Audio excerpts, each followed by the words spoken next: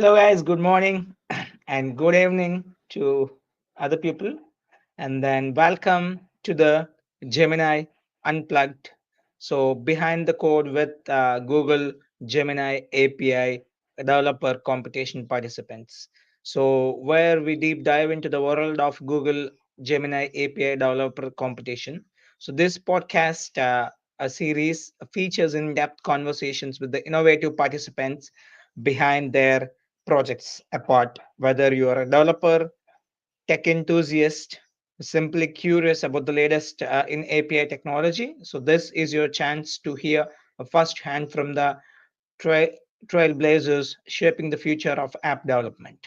So, welcome one more time.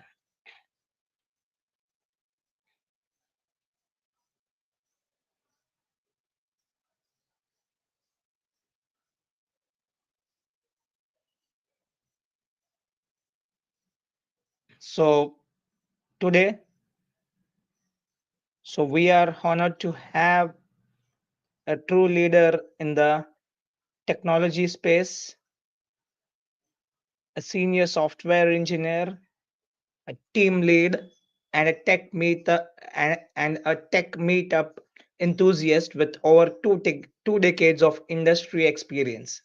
Our guest is not just a seasoned professional, but also a passionate advocate for innovation in fields like generative AI and augmented reality and virtual reality. So, throughout his career, he has consistently demonstrated exceptional leadership, managing full remote teams of full stack and mobile engineers. So, one of his standout achievements include designing and implementing a highly configurable athlete performance evaluate system, which significantly boosted both athlete and coach management on the platform. So he has architected a complete technology stacks for startups, mentored junior developers, and delivered a complex software solutions, including a multi-party system for biomedical privacy research that earned a prestigious Homer Warner Award at the AMIA annual symposium.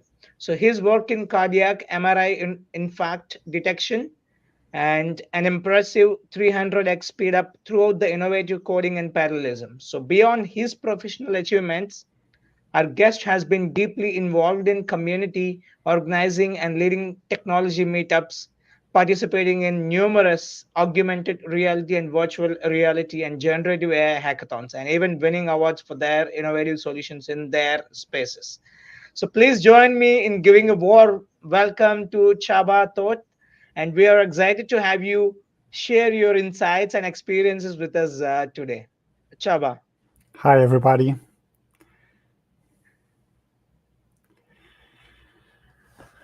I hope everybody is doing well wherever you are on the globe. And Yes, yes. where should we start?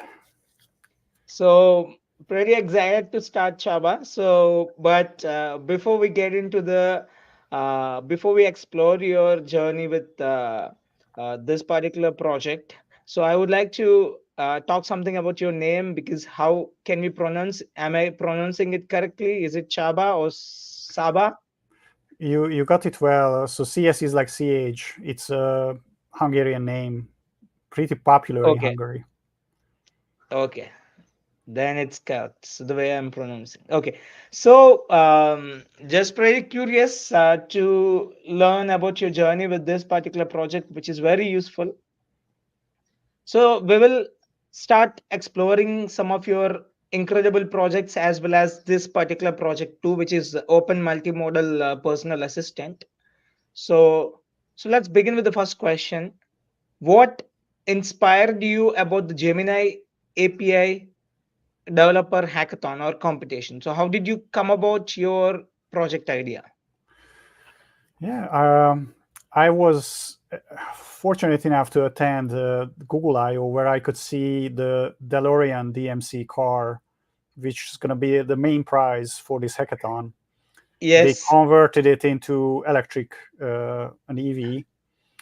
And actually, I even have I got a pen from that car, where the pen itself has a little car sliding. Yes, yes. And Oh, that's perfect. That's fabulous.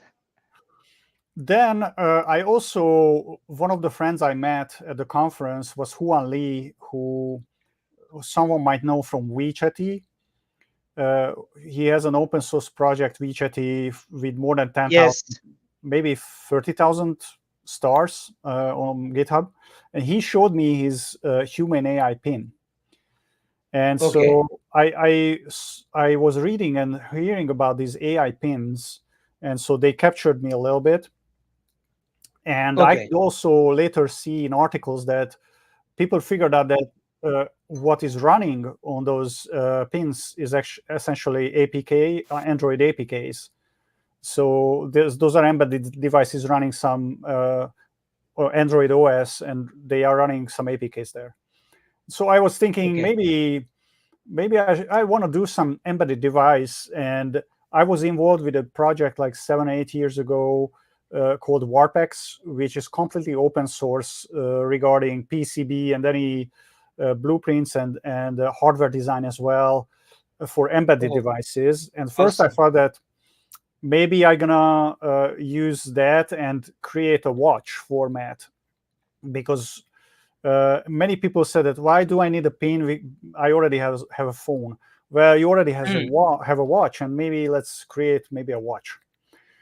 And then I realized that it's gonna be probably a too tall order for me.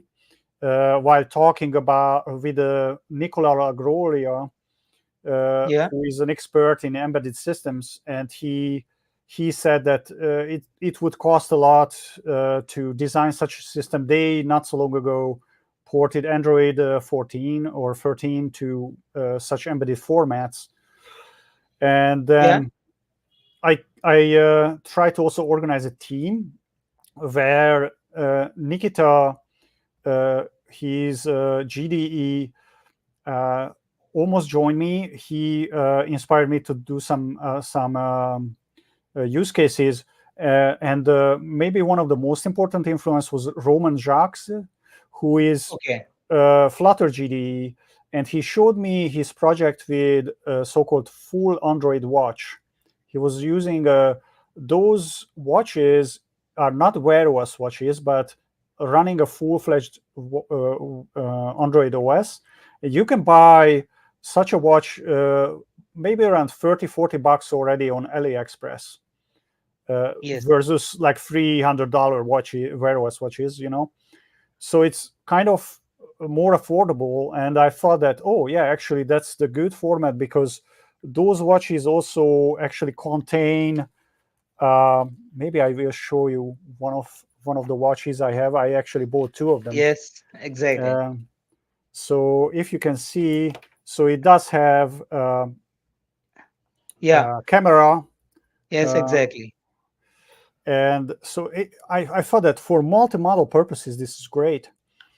And Good. so that got me going, and then from then on I started to design the app, which I decided to use Flutter, which can cover as you know many formats, so iOS, Android, web, maybe later Wear OS too. And so that's how I started this project. Oh, that's pretty cool. Chaba, so before we get into the other questions, I'm just curious to understand like what technology you have used from the architecture perspective. So what's the front end, what's the back end? So like where did you design the entire system? Where did you host your code? Yeah, so regarding, I guess you're asking about this open multimodal personal Yes, yes, assistant. open multi-modal personal Yeah, assistant. right. This doesn't need to be hosted anywhere, fortunately. So I am right now planning to distribute it as an APK, uh, Oh, and perfect. That's and great. Yeah. so Flutter is the technology stack for the reason of covering many different platforms, mobile and Yes. possibly other platforms embedded. And also I was working on other Flutter projects before, and I like Dart and Flutter a lot these days.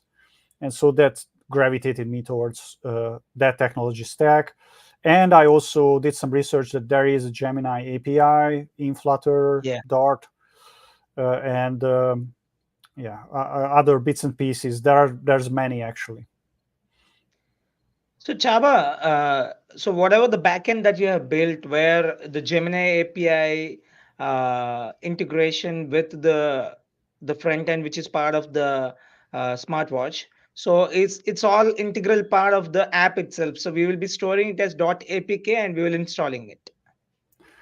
Oh, very good question, because generative AI has costs.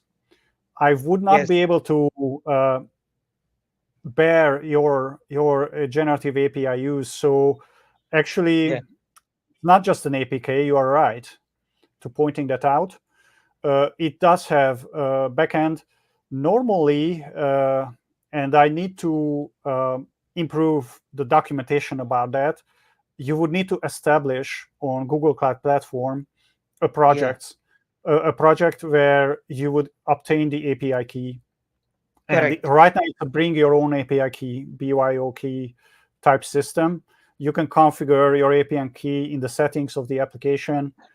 Then it uses the Gemini model. And on top of that, there are extra features. For example, if you want to make advantage of the translation functionality, which uses the chirp Google Mm. service, then Yeah.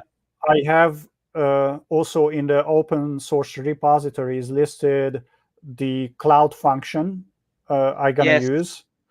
And Yeah. so you would this will require to deploy the cloud function with the right name.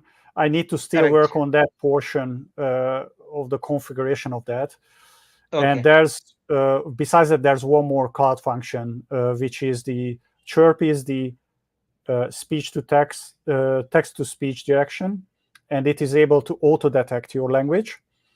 There's another direction which is the text to speech once the LLM processed.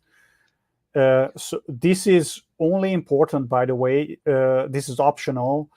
Either if you want to take advantage of the translation feature, which auto detects the language, or you Mm. don't want to use the Android native function, because you can get away right now. It's just a setting switch. If you want to use the Android speech to text and text to speech, then you don't need those cloud functions. But at minimum, you need to establish a cloud project, Google Cloud Platform project for the Gemini API usage.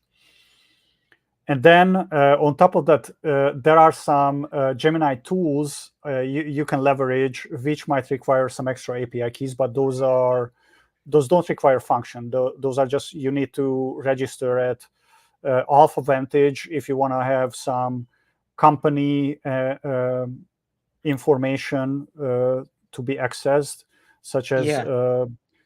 company performance, etc. Or Tavily does a good web search. So those are extra functions, optional. So, Chaba, so the chirp model that you have used, so have you used the Vertex AI within the Google Cloud, or have you used the Google AI Studio? So, from where did you Uh, fetch that model? um, I would say Vertex AI. So I looked up some example codes, and Okay, that's okay. what I adapted. Usually that's high roll. But Yes, I yes, know exactly. Google AI Studio. I also used that before for some other Okay, hackathons.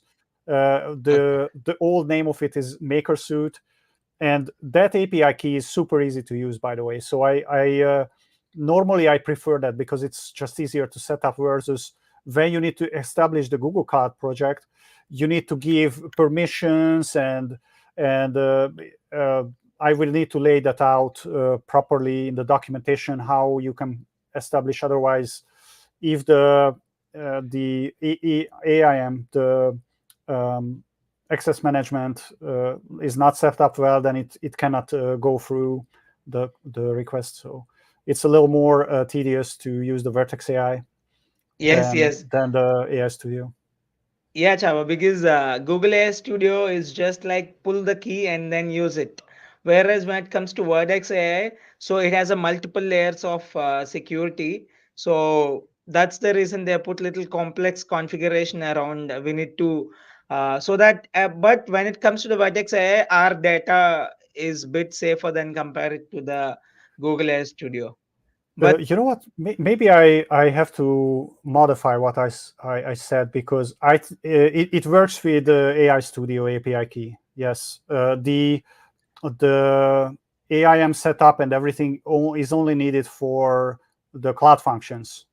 So yeah, you can roll with the AI Studio API key. Yeah, so I need to yes, yes, correct go. myself. Yeah, no problem. Even Google AI Studio, we can directly use the API key. Whereas in Vertex AI, we need to have some user roles. We need to take if you're working there, like for the corporate company, we need to take multiple user roles to use Gemini API from the Vertex AI. It's little complex. So, Chaba, what we will try to do is, because just for our viewers' benefit, we will just I'll just play your demo. So 2 to 3 minutes, they'll just go through it. Then it will make more sense for the people to understand what you're speaking. So what do Sure. you say? Yeah, let's do that. So let me share my screen and present.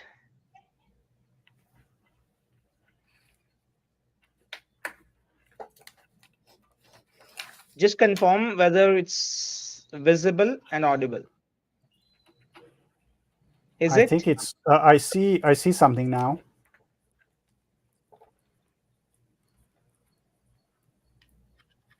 Yeah, I'm just playing it. Model personal assistant with Gemini Generative AI. Right away on the start screen, we can voice chat, image chat, translation mode, and I can personalize it. So knowing this, let's go to the personalization. So let's start with some personalization here. I live in Fresno, California. Now the app computes embedding, does some speech recognition, and stores. And you can see I live in Fresno, California. Let's add some more personalizations. I am slightly lactose intolerant. Same thing. It will reach out to the cloud services first to recognize my speech, and it correctly recognize what I was saying. More personalization. So in case later I'm gonna ask any dietary questions, it will know. Let's move back. Let's start with a voice chat. What's the weather this week? Now we are using Gemini 1.5 Flash. It recognizes that it has to know our location. It reaches out to the GPS location tool, then to the weather service tool with that location. The weather this week looks mostly clear with temperatures ranging from the 60s to the low 100s. So I want to cool down. Let's chat about that. Is it a good idea with my dietary restrictions to eat a chocolate fudge ice cream? Now the tool will use my personalizations, do a rag, and augments my personal related dietary restrictions such as low oxalate diet or slight lactose intolerance, and will answer according to that. It's great that you're mindful of your dietary restrictions. Here's a breakdown based on what you've shared. Lactose intolerance. Chocolate fudge ice cream likely contains dairy, which would be a problem for your lactose intolerance. Low oxalate diet. Chocolate fudge ice cream is likely high in oxalates. This is because chocolate is a common source of oxalates. Eating it could contribute to kidney stone formation. Let's try image chat. It's hard to record this. Does this chocolate fudge bar fit my dietary restrictions? This is going to be a multi-modal request. The chocolate fudge bar contains milk, so it's not a good choice for your lactose intolerance. It also contains sugar, which can contribute to kidney stones. We try some image translation. So I'm showing this. Can you translate this to me? It sends over these rice cake images, processes. This is a package of Japanese mochi, a rice cake. The specific type is called matcha daifuku, which means it is filled with red bean paste and flavored with matcha or green tea. The writing on the package is in Japanese and means green tea daifuku. Try this special translator mode, which uses chirps auto detection mode. Beszélsz magyarul? Now, Hungarian is a very rare language, so... Do you speak Hungarian? And it correctly translated. Please do a web research about an O'Reilly Auto Part 121G for a DeLorean DMC 1982 car. So I also have several functions configured, such as location and weather, but also there's a web research function. It should recognize and reach out about this specific search. While the web research indicates that O'Reilly Auto Parts does have a flux capacitor listed, this is a humorous reference to the Back to the Future movie. Yeah, Chaba, that's pretty cool. Little lengthy. Yeah, it's very lengthy, but it's pretty cool, and it's exact demonstration of an app. What all we can do with it. It's pretty good. So what's the motivation behind it? So what do you want to do it basically? What is the exact motivation? Like, what do you want to give it for the people from this app? If they are out and about, let's say shopping in a shopping mall or want to get any direction, I want to make it as an all-around assistant, almost like Gemini Live, which came out later Yes. during the development, something like that. Yes. Yeah. So let's talk a little bit about that. Your smart, I think your smart indoor exercise app so integrates seamlessly with the various fitness machines and platforms. So what inspired you to create this app, and how do you see technology transforming personal fitness experiences in the future? All right. That's one of my favorite projects, which I use every day for workout.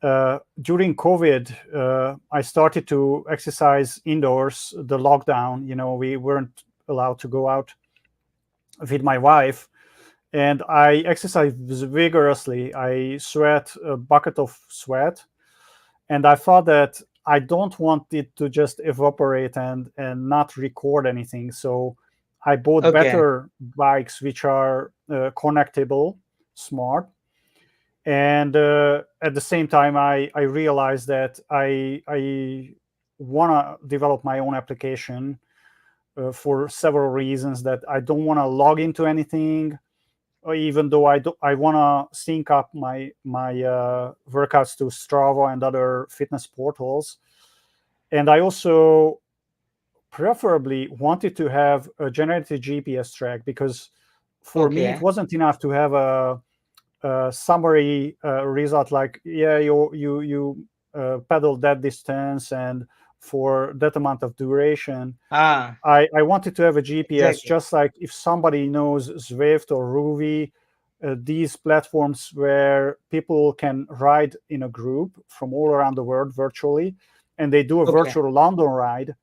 At the end of their ride, they get a virtual GPS based on their virtual speed. And Okay. this is the same thing.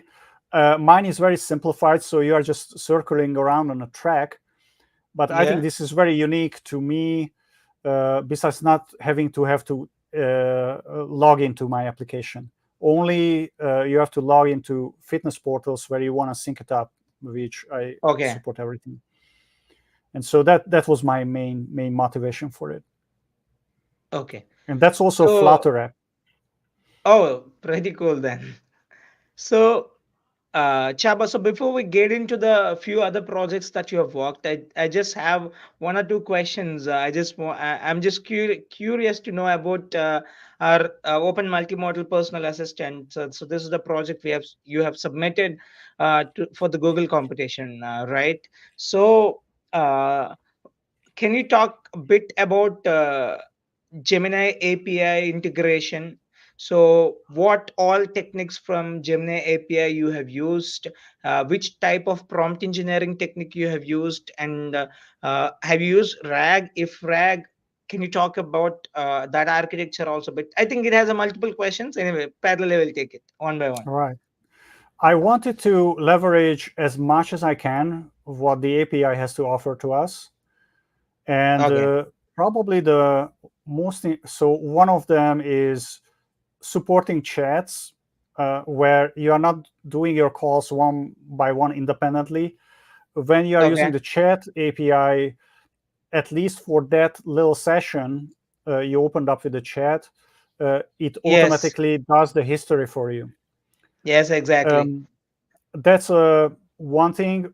Maybe more important is the function and tool use, which we touched upon a little bit even in the demo.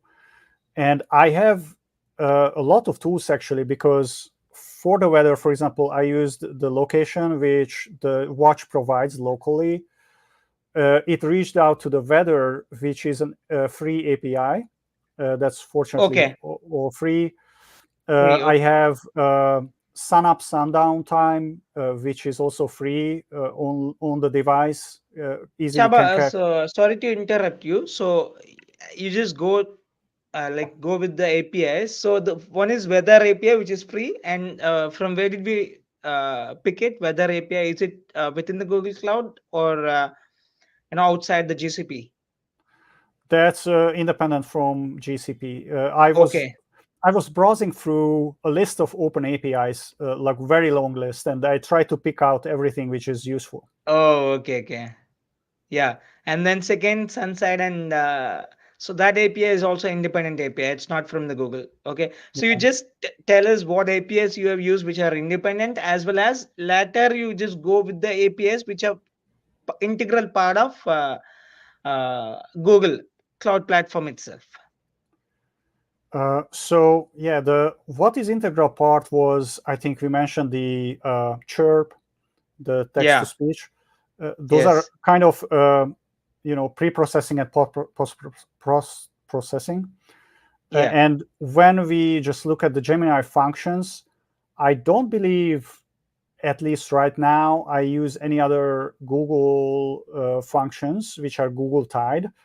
Okay. That Okay. might change in the future when I will develop calendar, contacts, and Gmail integration, which will be through a tool. Right now, I don't have that, so that's something which needs to be done. All of the other functions I offer now are independent. So yeah, the weather, I have uh, Alpha Vantage, which provides uh, mainly economic and performance company performance based data. Mm. There's Tavily, which is a smart search, and that's both Alpha Vantage and Tavily are paid services. They have a free consumption what you can go through, but those are like not exorbitant, like 100 or Okay. 1,000 requests per month. Okay. But actually, I'm working on a web search which would leverage DuckDuckGo's generative AI summary, which is the doc. How do they call it? Doc summary, I think. That would be free. Once that's done, it might be able to replace Tavily search. Okay. I also have it can also measure your heart rate if you would be curious to read that. It can also. Oh, I need to look up the source code. I have so many of them. Okay. Okay. You have Like used too many APIs because it has to do multiple tasks. yes, so sometimes it has to do multiple rounds. And it did it well, which I wasn't sure, but it does it well for the weather. First, it pulls the location GPS, and then calls the weather service with the GPS location it just obtained, and that's a multiple round. And Oh, okay. and it's able to do that. It's pretty awesome. I'm Oh, very that's great. very in some way it's pretty awesome. On another way, I found some bugs, like it's if you have a lot of functions, it can have problems and ignore functions. Yes, yes. So, can you talk about Gemini API? No. Yes. Which what are you curious about within the Gemini API? Yeah, basically, as I mentioned before, so which prompt engineering technique you have used? And I think you have mentioned RAG in your demonstration. All right, right, So I would like to know about that also. right. So prompt engineering, I think I just followed best practices I was gathering from various webinars, and Google itself has workshops about prompt engineering on Cloud Yeah. Skill Boost. Cloud Skill Boost, you have free Yeah. courses on that. Uh, I haven't. I was planning to introduce React, which is an enhanced prompt engineering technique where you Yeah, instruct exactly. the large language model to go through an iteration of obs- making an action, observing the result, and then going back and iterating over. Yes, Uh, reason, act. Your reasoning and then act and that thought. can be useful if you have a very complex task or very tricky one. Yeah. Uh, the interesting thing is the React method a little bit interferes with the function tooling, because Okay. the function tooling what Gemini is capable of it itself is already something like that. So I will really need to think about how to integrate React or Review, which is an enhanced React, in a way that it's not interfering, not upsetting the existing Gemini function capabilities. Okay. Um, and moving on to RAG, I am using the object box Flutter package. Object box Okay. is a multi-platform package, so it's available for Android and other platforms too. They Yes. fortunately have a Flutter one, and not so long ago they added the capability of a vector database.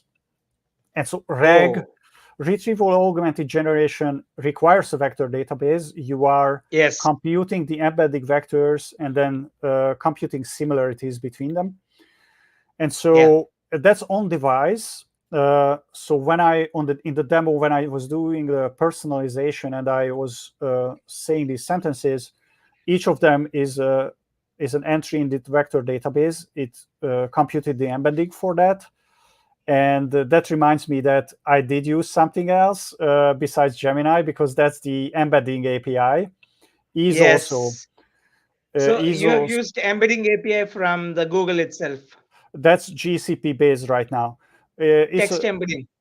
correct, Yeah. and I think I try to use the latest one, because the latest one Is it? actually is smaller dimensionality. Yes, Because 726. yeah, Don't the remember. older ones were like 10,000 and stuff like that, and you want to be ideally smaller, even though optimally keeping the same performance regarding the the latent space to distinguish these different Yes, concepts. It has yes, to. exactly. So the rag uses object box, and I have two separate rags, one for the personalization, and there's Okay. another one which is history. So Okay. every history which is not in the immediate chat session, so happened a week ago or so, is Okay. stored. I store every bit of utterance or user or machine response in that database. That's a separate one. Also, Okay. object box, just a separate table, vector table. And so I do all of these two separate rags, one for the personalization and one for the history, in case it is able to mine everything from your history or from your personal facts. And then I inject that into part of the prompt. And maybe I will modify. I have some issues lately fight. Well, I'm gonna revise how I do that. Maybe even I want to. Right now, I'm doing this all the time, and maybe I want to move that into a tool usage when the LLM decides if it needs for this particular question any personalization or any history. then it can optionally skip it. Right now, I'm doing this all the time for every interaction. So Chaba will get back to the RAG one more time because it's pretty excited because you're saying that you are using RAG even for the chat history, like for 3 weeks or 4 weeks, so that we can have a relevant information. But before that, you were mentioning about the function and tools from the Gemini API. Have you used function calling also? Yeah. So I consider the tools function calling. The way it Okay. goes, the only, as far as I know, the only API where it can do the function call for you is the Yeah. Python.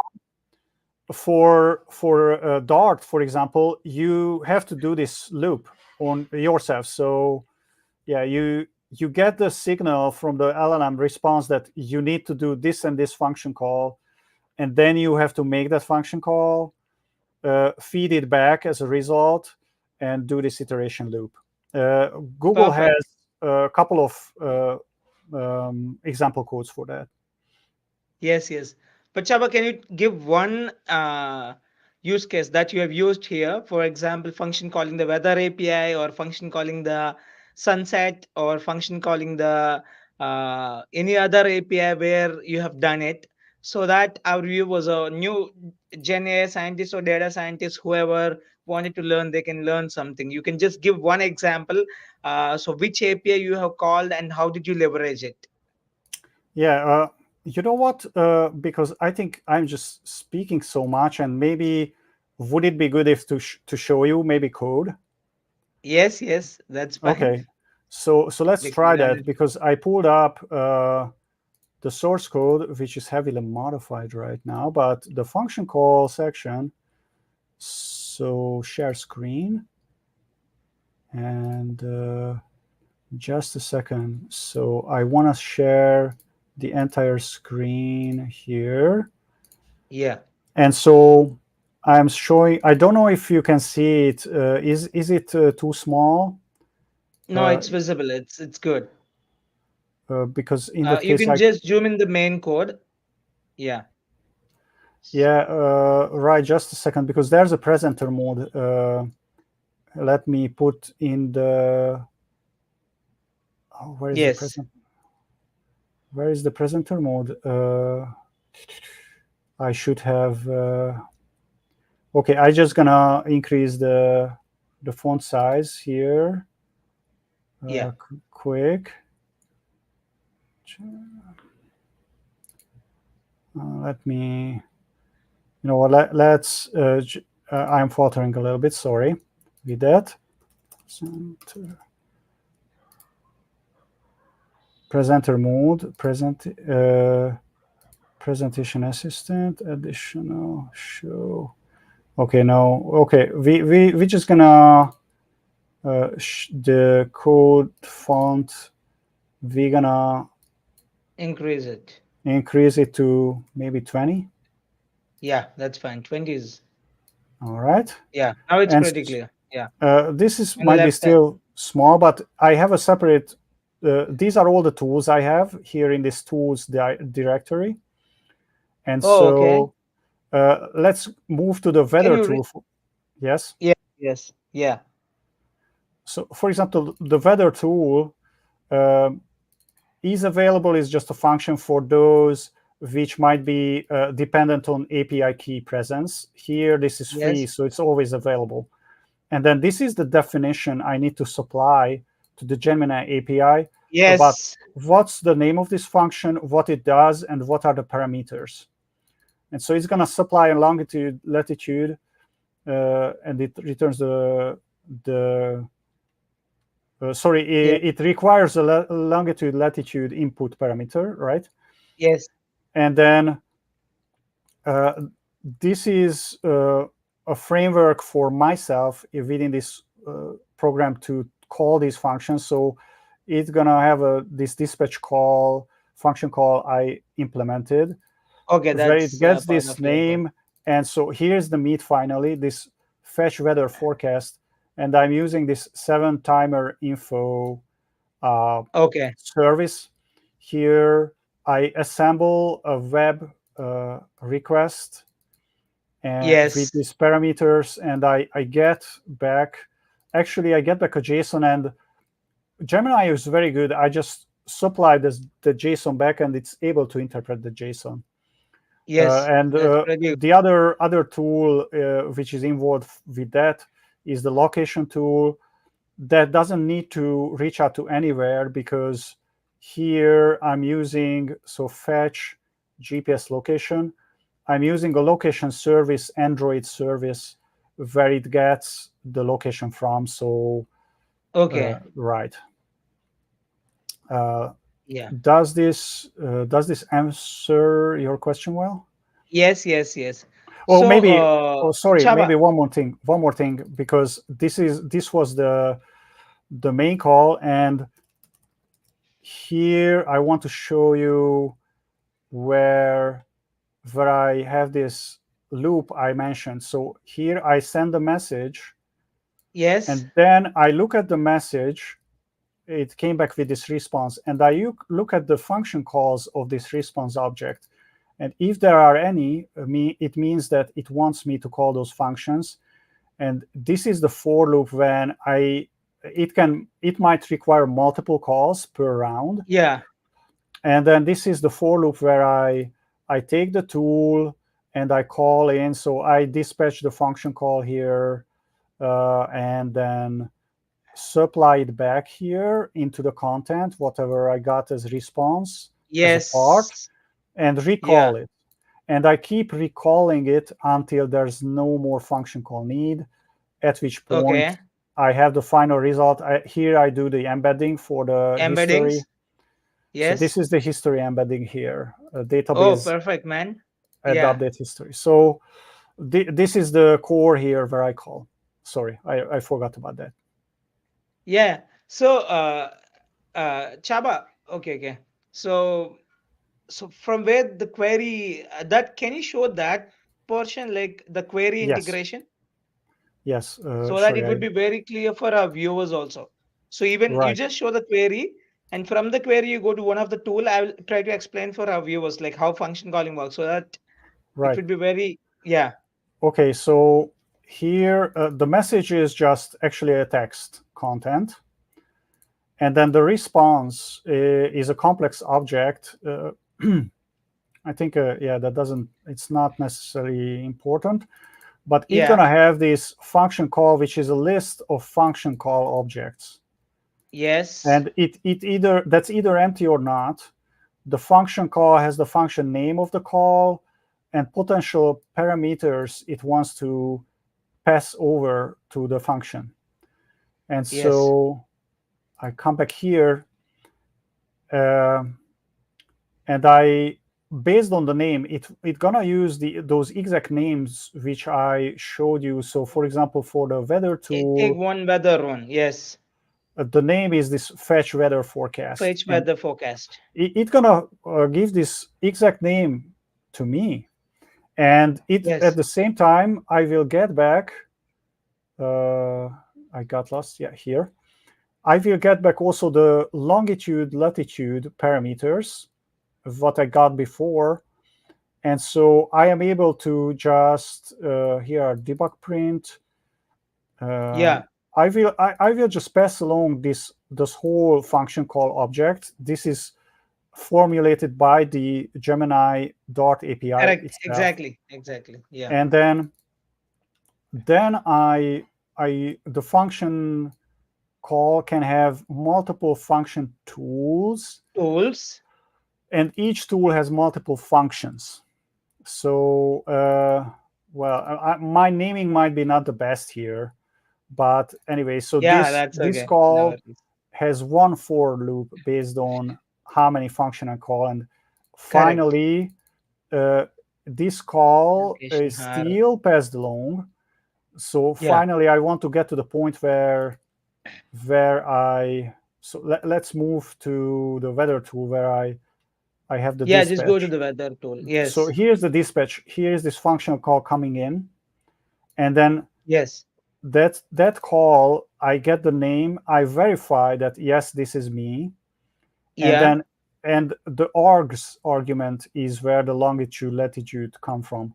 And I have Yes. here it's my own object which is able to get the longitude latitude out to the format what finally this REST service requires. Correct. So Exactly. yeah. That's correct. So basically, for the function calling, we will define the function. We will declare the function. Once the function declaration has been done from the Gemini API, then we will directly uh, our environment, Python backend or whichever is there, that will come in and it will call the respective API based on whatever we have mentioned. So now, Chaba, so can you show a bit of Gemini code where you have uh, created a Gemini model object, and then so that portion? Yeah, let's go there, because that's where I also supply the list of available functions it can call. Yes, So exactly. That's where I'm taking you. yes, so hold on for a sec. Here I put that part here in the get model. Get model. That's my function, so this is not Okay. part of the API. I Yes. have already a system instruction. Okay. And I have here the prompts here. So I have a system prompt where you are helpful Okay. assistance, Okay. Okay. etc. Okay. And There you then have defined the variable. yes, and so here's the meat. The get model instantiates Yes. a generative AI model. Uh, Depending on a configuration switch, you can decide to use the Flash or the Pro. Okay. Okay. And Yeah. so that's why I have a variable here. But normally it's by default That's good Gemini one, man. 1.5 Flash. Yeah, that's good. Then comes your API key. Yeah. Then I have to add some safety settings Safety too. settings. And that's also configurable in the preferences. Preferences home. Okay, that's default only we have taken. Yeah. Yeah, that's the application own preferences. So that's where I Correct. get Correct. the different threat address levels. Yes. And Yes. then I also pass along the system instruction. And then here comes the tool. Yes. So Exactly. So tools with this, okay, you mentioned directly you have given. So there. and here you might see this is a workaround here, because Okay. you are giving a list of tools normally. Correct. But if you look at Yes. here, I only give one tool. And that's Correct. a Tool with. workaround of an issue I was dealing with, that it was only able to handle my first tool. So what I Okay. do Okay. as a workaround now, I merge Yeah. all of the functions into one tool. But Okay. in the future, this will be the function which was originally I wanted, where I give back a list of tools. So only for bug workaround, I'm merging all the functions into one tool right now. But normally, it's a list of tools. Each tool can have one or more functions. Yes. Exactly. And I am extracting out. I here I define which functions I am operating with. Correct. Uh, Yeah. and yeah, okay. For testing, I disable the F advantage right now, and Okay. I had two different search for web, but it works off of this list. Each of these lists implement the function tool what I defined for myself. This is my application specific interface, abstract interface. It has to define the dispatching, is it available, etc., the name. And so this is my specific usage. But in the end, it gets back the native Dart Gemini API list of tools, which has the list of Yes. functions in it. And that's here I did assemble and I already returned the model. Yes. Correct. The same way, Chaba, can you show us RAG one? RAG, yes. So there are two. First, you talk about the problem that you want to address with the RAG, and then how did you do it there? So it would be very useful for the viewers. Right. The main goal of the RAG is to mine and retrieve any information for your current request, which can help the LLM or your request achieving any goal in any way. So I know this is kind of generic, but yeah, if we think back, uh, Yeah. for my, sorry, I'm looking for the file. If you think back for my demo, in Yeah. my demo, I configured my personal preferences, which were in a separate vector database, that slight lactose intolerance, or I want low oxalate diet. And Okay. so the LLM, when it comes around any question which is about some food item, then Okay. what the vector database does is when it computes the vector embedding for my question, which was about chocolate fudge ice cream, I think, and I have some dietary preferences, those vectors will kind of be close to each other in that 768 dimensional latent space. They will Yeah. be close. Whereas fixing cars, or I don't know, computer building or soft operating Yes. systems, whatever, So that will be those different are in vector. other dimensions. And the Yes. vector database naturally will be able to see that, oh, these might be related. So and maybe I will show you the prompt how I do. See, Yes. the Yes. stuffed user. So what I just said is that the following earlier conversation pieces might be beneficial to answer the question, or the following Okay. personal facts might be beneficial to answer the question. And then where I use this is here, and I will show the the other bits later. But here I already have a list of related topics, and I go Okay. through a for loop, and then I am stuffing the prompt here. I added Okay. this preamble for the following personal facts might be beneficial, and then I'm stuffing here those personal facts which I retrieved from the vector database. So the vector database in this high dimensional latent space is able to almost magically pick out those facts which could be possibly important for my question if it's about food. Yes. How does this goes a little more specifically? Um, Here I have this database instances, this object box, and I say Yes. Object box. Okay. get nearest personalization. I obviously have a wrapper service around that. So Okay. I Okay. say get nearest personalization. Sorry, Yes. the User embedding. embedding is it's here is my incoming prompt, Yes. and I do the incoming prompt, I do the embedding. Here is when Yes. I obtain the embedding. This is where Yes. I call the text embedding model. 004. Okay. That's advanced. Now it got 008 in preview. Okay, Yeah. Recently, I'm yesterday already that happened. commenting that, and Yeah. so here I get the embedding for it. So that's the vector. That will be the 768 dimensional double list of doubles. And then once I had that, so this is the incoming prompt. The Yes. task of the vector database is to go to the personalization vectors and find the nearest to this question vector. Correct. So Correct. what does this do? This is all now object box code. Yes. It has this native call to get nearest Okay. neighbors. It's an F32. approximate Okay. Okay. algorithm. Yeah. Approximate nearest neighbors algorithm. And NN. so the history reg goes the same way, except that's a Yeah. separate vector database because Okay. That's that's get kind of nearest independent tree. from the fixed personal facts. Okay. But I Okay. do the same stuffing technique, exactly the same here. Okay. So there are two vector DBs. One is get nearest history, and other one is get nearest personalization. Right?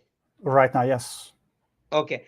So now I'll just now sum it up the entire thing for our viewers. So let's imagine Chaba was saying that his personalization is lactose intolerant. So that will be converted into a vector. So let's imagine this is a vector and then this is vector space, and it will be converted into a vector with the number of dimensions that Chaba is considering, and then that vector will be stored in vector DB. Now, next time when Chaba is asking whether he can try a sugar food, or probably has taken an image and then is trying out the sugar food. So that query will be converted into the embedding. So that query, so let's imagine, can I eat a sugar cake? Okay. So that sentence will be converted into another vector. So now you have the initial vector and this vector. These two vectors will be compared. Here Chaba is has tried with approximate nearest neighbors, which is F32, which is uh, part of the object box DB itself. So once it is compared, it will fetch the relevant information, and that relevant information will go as a context to the Chaba's question. Chaba's, can I eat the sugar cake? And then that's where we'll get the relevant one. Chaba, it's a fantastic idea. I really appreciate, because you have used the RAG in a best way, and I'm pretty excited. And I'm really thankful for having this call itself, because this is another way of using the RAG itself. Pretty good. Very much appreciated, Chaba. And I realized, I learned that at after a hackathon. Um, the one of the main lead at the maker suit Yeah. at Google, he pointed out that I missed this type of personalization at the next Gen AI hackathon. Okay. We could have placed better if I would have done that, and it's not a big whoop to do this. Having an extra vector database and do this prompt stuffing, and it could really give an extra oomph to your agent. You would feel that it really knows you if it does that. Yes. Exactly, Chaba. So this is actually the tools that you have used. One is function calling, other one is RAG. So these are pretty advanced from the from the generative AI space, majorly from the LLM. So it's pretty appreciated, man. So actually, it's very detailed. We have discussed in detail about the technical aspect behind the Gemini API, and then even RAG also. Yes. So now let's get into the one more question. So, what challenges did you face while developing the open multimodal personal assistant app? Yeah, good question. I think I mentioned a few already. For example, with the tool calling, I Yeah, had this workaround which I filed an issue about. Um, Let me think about some more. Phew, there was one, for example, I have not necessarily with just Gemini API, but well, yeah, one which is about Gemini API in general, not just Dart, is that it's said to be multi-modal, but currently only the inputs are multi-modal. So as far as I know, I cannot get image output via this API. If you use the Gemini Advanced end user product or some of their user interfaces, or in the AI Studio, you can generate images, but as far as I know, not through the API at this point. And I even read in an article that they are also yeah, using ImageN free, the latest image generation tool, integrating into these places. And probably that's what I need to do as well, to integrate ImageN as an extra, another yeah, service yeah. I'm calling, Imagine, yes. or AutoFX for audio generation or audio manipulation. So Okay. That's one, I think, drawback which might change in the future. I can imagine that they're going to add that at some point to the API because they have that capability probably. And then what else? I came across, it's not Gemini, but the speech to text and text to speech native Android. I discovered some little bugs and reported Okay. them, and one of the packages already updated about that. Oh, that's great, man. I think I mentioned the React and Review type prompting, advanced prompting, that I haven't had time and think through how I can integrate it with the function to capability to not interfere Okay. correctly, because their mechanism is kind of the same or overlapping what they do. Yes.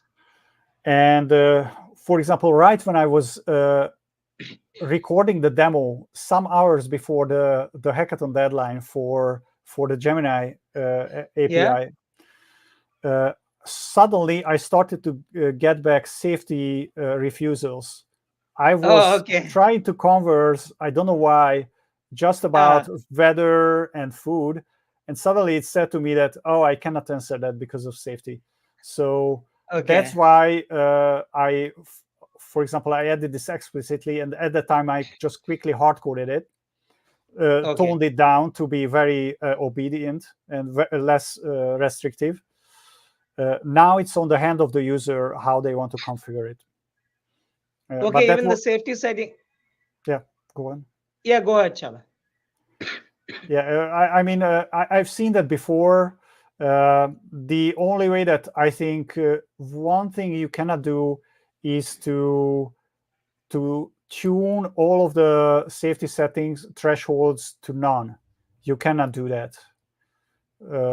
You have to have at least one of the safety settings to have at least on a low level. So, but that's up to you how you configure it right now. Yes, that's agree. Yeah, the safety settings also very important for the Gemini API. So that's one of the major responsible AI they see, but that's okay.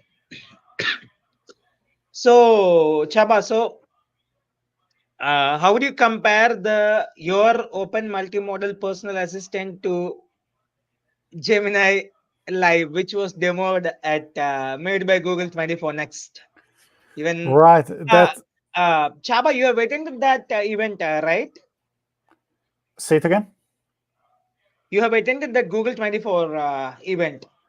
Not the made by Google. I was at the Cloud Next and the Google I/O, but the made by Google, I was at home at the time. Okay, you have attended both Cloud Next as well as the I/O. Google I/O.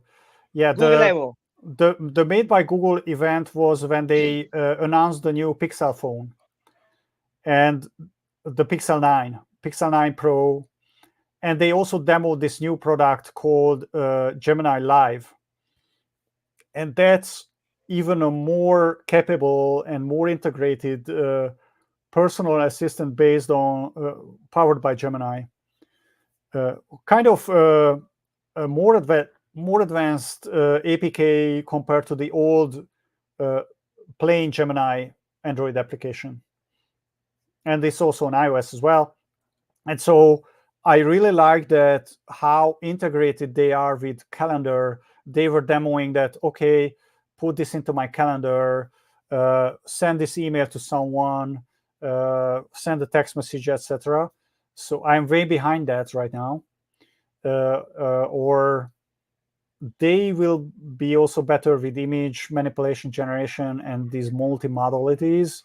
And their user interface is less friction than mine because of the multi-modal methods.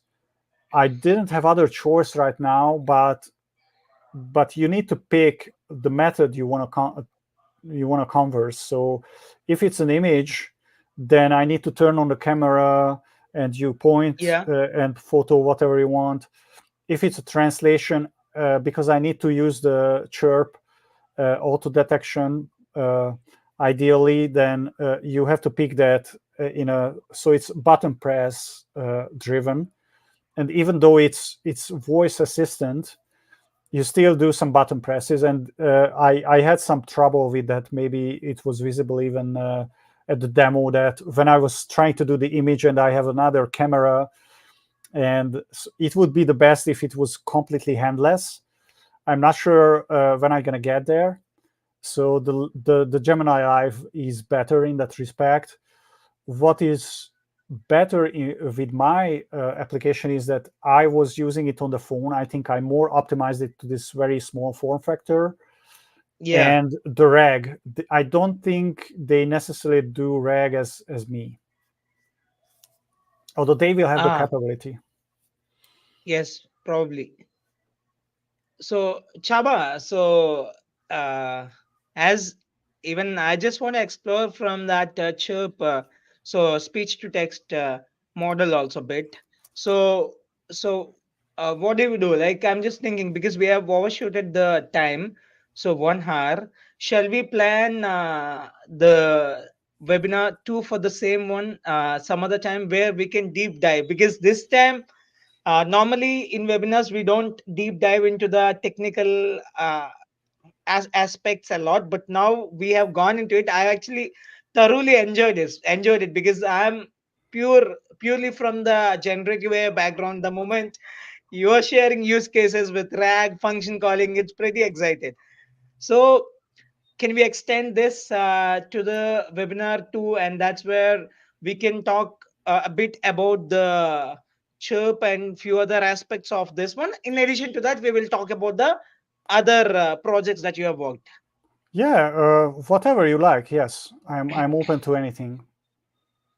So okay, Chaba, in that case we will plan the second webinar probably on tomorrow. Is it fine for you, like same time? So PDT versus ISG. I think so. Yeah, it would be. Let me check my calendar, and I think it's gonna be good. So yeah, it will be good. So okay, Chaba, then so we will connect for tomorrow at the same time. I will schedule it, and thanks a lot for being here and then being patient and taking us through a technical as well as the entire app management. Thanks a lot, man, and I'm just excited to connect with you for the second part of webinar.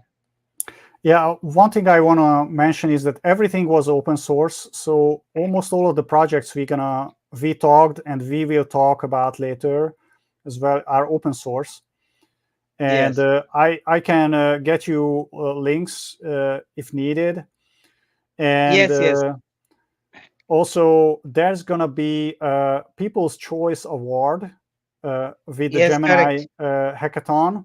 And so, if you consider my project useful, feel free to vote for it. You are also welcome to contribute. Uh, yeah, it's everything is open here. Yeah, so the my call for all the viewers. So here is Chaba has come up with a fantastic app which can be useful for every one of you. So I would also urge everyone to vote for Chaba. One People Choice Award is open. So I will share the link from Chaba to you to everyone. So you can just get on there and you can note it.